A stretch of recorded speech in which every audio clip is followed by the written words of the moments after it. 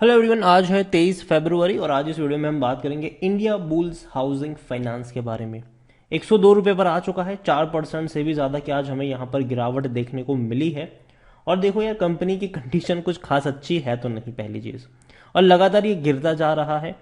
और देखो, जब बाजार में ना, जब मार्केट खुद अच्छे मूड में ना हो, तो जो कमज़ोर कंपनियां होती है, जहाँ पे दिक्कत होती है, वो ज़्यादा टूटती हुई नज़र भी आती है।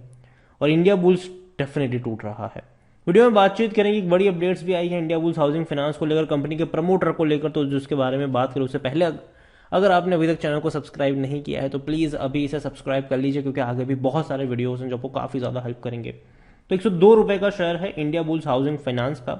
एक महीने में 24% तक टूट चुका है, 24% तक। अदानी जैसा हाल लग रहा है, हालांकि अदानी और ज़्यादा गिरा है, लेकिन फिर भी काफ़ी बड़ी गिरावट यहाँ पर आई है। एक साल की अगर हम बात करें तो पिछले एक साल के अंदर इंडिया बुल्स हाउसिंग फाइनेंस का जो शेयर है उसमें 37% की गिरावट है। इस बीच इससे पहले भी 90 के आसपास गया था, लेकिन बाउंस बैक कर गया।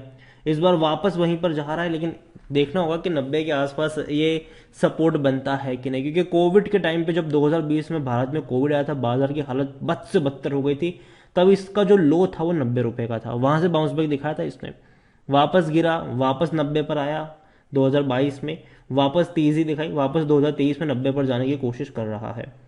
India bulls housing finance small cap company है, 4,800 करोड़ के आसपास का इसका मार्केट कैप है। वॉल्यूम देखे तो काफ़ी हाई है, 1,65,00,000 से भी ज़्यादा के वॉल्यूम से बड़ी क्वांटिटी में शेयर ट्रेड हो रहे हैं। जो क्वार्टरली रिजल्ट्स हैं वो कुछ खास अच्छे नहीं है, ग्रोथ नहीं है पहली चीज़। रेवेन्यू भी उतने हैं, प्रॉफिट भी उतने हैं, पिछले कुछ क्वार्टर से उतने ही हैं, ग्रोथ नहीं है। अब जब ग्रोथ ना हो तो भाई साहब चीज़ें सही नहीं होती वहां पर। 2,340 करोड़ के आसपास का इनका रेवेन्यू रहा, जो इससे पहले भी 2,200 2,300 करोड़ के आसपास था ही। 290 करोड़ का प्रॉफिट रहा, जो इससे पहले भी 290-300 करोड़ का था ही। तो कोई उतना बड़ा ग्रोथ नहीं है, रिजल्ट्स उतने एंकरेजिंग नहीं है कि लगे कि चीज़ें बदल रही है। और जो बड़ी अपडेट आई है वो इनके प्रमोटर को लेकर आई है। तो फाइनली एक्सचेंजेस है उन्होंने अप्रूव कर लिया है reclassification of India bulls housing finance के जो प्रमोटर है समीर गहलोत को। पहले वो प्रमोटर थे, अब वो पब्लिक में गिने जाएंगे। यहां पर देखिए कि Bombay stock exchanges and national stock exchanges है अप्रूव द रिक्लासिफिकेशन और Sameer Gehlot and his trust to category of public shareholder from promoter. अभी अगर आप इंडिया बुल्स हाउसिंग फाइनेंस में जाओ, शेयर होल्डिंग पैटर्न में कहीं भी आप जाके देखोगे तो प्रमोटर की होल्डिंग आपको दिखेगी 9.59%, और ये है समीर गहलोत और ट्रस्ट। अभी इसको रिक्लासिफाई किया जाएगा, अब ये प्रमोटर में नहीं गिने जाएंगे क्योंकि भैया निकल चुके इंडिया बुल्स से। अब ये इनकी जो होल्डिंग है ना वो काउंट हो जाएगी पब्लिक में। तो यहां पर अब जब मार्च का नया डेटा आएगा तो यहां पर आपको प्रमोटर होल्डिंग दिखेगा 0, ठीक है। और यहां पर वही जितनी भी होल्डिंग बची होगी, अगर रखेंगे अपने पास, बेचेंगे नहीं, जितनी भी होल्डिंग होगी वो काउंट हो जाएगी पब्लिक में यहां पर। तो इसको लेकर अप्रूवल मिल चुका है, ठीक है। और हालांकि देखा जाए तो approval came 10 months after he made the application to the exchanges. हालांकि उन्होंने, जो समीर गहलोत है, प्रमोटर ग्रुप है, उन्होंने ही इसके बारे में 10 महीने पहले एप्लीकेशन दी थी स्टॉक एक्सचेंजेस को। स्टॉक एक्सचेंजेस ने उनकी एप्लीकेशंस को यहां पर अप्रूव किया हुआ है कि ठीक है भैया, अब आप प्रमोटर नहीं हो, अब आप आ जाओ पब्लिक में, ठीक है। इंडिया बुल्स हाउसिंग फाइनेंस अगर आप देखो तो भैया एक वक्त का बहुत ही दमदार शेयर हुआ करता था, काफी अच्छा मैनेजमेंट था, लेकिन बाद में कई सारे एलिगेशंस लगे इनके ऊपर कॉर्पोरेट गवर्नेंस के, और शेयर टूटता चला गया। यहां पर कंपनी की अगर हम बात करने जाए तो डिविडेंड जो है वो 2021 में पे किया था, 22 में पे नहीं किया इसने। जबकि ये वो कंपनी थी जो भारी भरखम डिविडेंड पे करने के लिए जानी जाती थी। इंडिया बुल्स हाउसिंग फाइनेंस के बारे में अगर हम देखें तो according to Moneycontrol user 36% लोग कह रहे हैं कि बेचो और भाग जाओ, 64% लोग कह रहे हैं खरीदारी करो। इतना ही नहीं, कंपनी का आप देखो पहले 2018 में क्या जलवा था इसका। बड़े बड़े जो ब्रोकरेज हाउस थे उनकी कमेंट्री थी 1,600 रुपए का टारगेट खरीदारी के रिकमेंडेशन, 1,650 रुपए का टारगेट खरीदारी के रिकमेंडेशन, 1,550 का टारगेट खरीदारी के रिकमेंडेशन। लेकिन बाद में इतने सारे एलिगेशंस लगे, इतने सारे एलिगेशंस लगे कि हर बार वो टूटकर बिखरने लगा। डिविडेंड भी अगर आप देखो तो साल का 40 रुपए तक का डिविडेंड पे करता था। अगर आप 2021 में देखोगे तो 9 रुपए का, 2020 में देखोगे तो 6 रुपए, हालांकि कम था ये। लेकिन इससे पहले 2019 में देखो तो साल में 4 बार आपको ये डिविडेंड पे करता था, 7 रुपए, 8 रुपए, 10 रुपए। तो डिविडेंड से माला माल बनाने वाला ये शेयर था, लेकिन बाद में हालत बहुत ज़्यादा खराब हुई। इनके रेवेन्यू देखो तो लगातार कम हो रहे हैं, अभी 17,000 से 13,000, फिर 10,000, फिर 9,000। अभी भी जो क्वार्टरली इनके रेवेन्यू है वो 2,200 2,300 करोड़ के आसपास के हैं। मतलब एवरेज भी पूरे साल के निकालेंगे तो 9,000 करोड़ के आसपास की ही बनेगी इसकी। प्रॉफिट अगर आप देखोगे तो वो भी कम होते ही जा रहे हैं, 4,000 से सीधा 1,175, और इनकी अभी भी क्वार्टरली 290 करोड़ के आसपास की एवरेज है।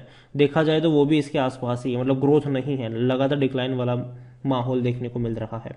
India bulls housing finance share holding में प्रमोटर के पास 9.59 है, जो अभी समीर गहलोत उनका ट्रस्ट ही है, और अब ये हट जाएगा यहाँ से, पब्लिक में आ जाएगा।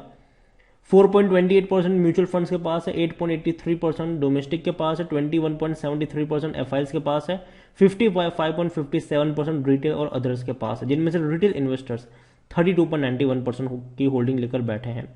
देखिए, आपको पता हो तो पहले प्रमोटर के पास अच्छी खासी होल्डिंग थी, और प्रमोटर ने एक ही झटके में आधी होल्डिंग बेच दी थी। और जब बेची थी तब हमको ये आर्ग्यूमेंट दिया जा रहा था कि ब्लैक रॉक और कई सारे बड़े एफआईएस ने खरीदारी करी है, और तब मैंने आपको वीडियो बनाकर कई बार बताया भी था कि जो बताया जा रहा है, हाँ ब्लैक रॉक ने खरीदा था, लेकिन बहुत ही कम क्वांटिटी खरीदी थी, जितना प्रमोटर ने बेचा उतना नहीं खरीदा था। और अगर आप देखोगे तो पिछले कुछ क्वार्टर में एफआईएस तो बेच ही रहे हैं। एफआईएस की 26-27% की होल्डिंग आज आके 21 पर आ चुकी है। तो भैया बिकवाली का काम चल रहा है, एफआईएस का चल रहा है, जो खरीदारी का काम है वो बस रिटेल इन्वेस्टर्स का है। 33% की होल्डिंग उन्हीं की बढ़कर 32 और अदर पार्टीज की यहाँ पर देखने को मिल रही है। तो देखा जाए तो खरीदारी ज़्यादातर जो देखने को मिली है वो रिटेल की तरफ से आई है। 36% की होल्डिंग हो चुकी थी इनकी सितंबर में, और अभी अदर पार्टीज की तरफ ज़्यादा होल्डिंग देखने को मिल रही है। ओवरऑल मैं कहूँगा कि इंडिया बुल्स हाउसिंग फाइनेंस, अभी मैं उतना ज़्यादा भरोसा नहीं कर रहा हूँ इसके ऊपर। डेफिनेटली कंपनी चाहे कुछ भी बोले कि भैया सब कुछ चीज़ें बेहतर, लेकिन नंबर्स वो दिख नहीं रहे हैं, और जब तक नंबर्स नहीं दिखेंगे उस तरीके से, मुझे लगता है कि यार रिस्क लेना बहुत ज़्यादा रिस्की हो जाएगा, वो भी ऐसे गिरते हुए बाजारों में, जब ऑलरेडी बाजार पेन में है, दिक्कत में है। कई सारी चीज़ें, जहाँ से रेपो रेट की मैं बात करूँ, जैसे वो बढ़े हैं, बैंक्स की हालत खराब हुई है, तो भैया फाइनेंशियल मतलब एनबीएफसी की तो मैं क्या ही बात करूँ। क्योंकि देखो आने वाले दौर में ना बैंक खुद अपने आप को इतना ज़्यादा बड़े पैमाने पर एक्सपांड करेगी कि लोग एनबीएफसी से ज़्यादा खरीदना पसंद नहीं करेंगे लोन लेना, क्योंकि बैंक से उनको मिल जाएगा लोन। तो यही मैं आपको कहूँगा कि इंडिया बुल्स हाउसिंग फाइनेंस मेरे हिसाब से कंपनी बहुत अच्छी हुआ करती थी, अभी वो पुरानी वाली बात नहीं रही इसके अंदर। तो अभी मैं उतना ज़्यादा ट्रस्ट नहीं कर रहा हूँ। इवन मैं बैंकिंग शेयर में भी अभी तो कह रहा हूँ कि 7 से 8% की गिरावट बैंकिंग शेयर में ही आने वाली है, ये रेपो रेट की वजह से।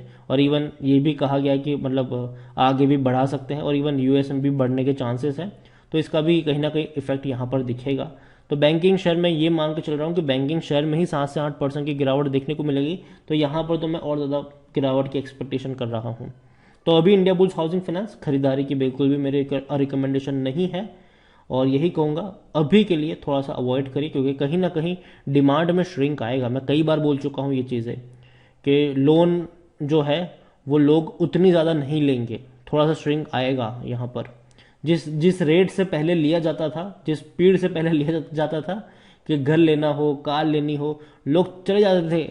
अभी क्या है कि लोग को खुद लोगों की नौकरियां जा रही है, ठीक है, तो लोग लोन लेके भैया क्यों ही कोई चीज़ करेंगे। और दूसरी बात, जिनकी नौकरी नहीं गई है, जिनकी नौकरी अभी भी बची हुई है, वो भी भैया पैसा बचा रहे हैं अभी के वक्त में, कि कल का क्या भरोसा। ठीक है, तो यही मैं मान रहा हूँ कि थोड़ा सा डिमांड में श्रिंक आएगा, और यही वजह है कि इनके रेवेन्यू और प्रॉफिट में भी आपको श्रिंक देखने को मिलेगा आने वाले टाइम में। बाकी मर्जी आपके, वीडियो को यहीं पे एंड करूंगा। पसंद आया हो तो लाइक करो, शेयर करो, चैनल अगर पहले बाहर आए तो प्लीज़ सब्सक्राइब करो। इंडिया बुल्स हाउसिंग फाइनेंस के बारे में क्या सोचते हैं वो भी आप मुझे कमेंट में लिख कर बता सकते हैं। Thank you.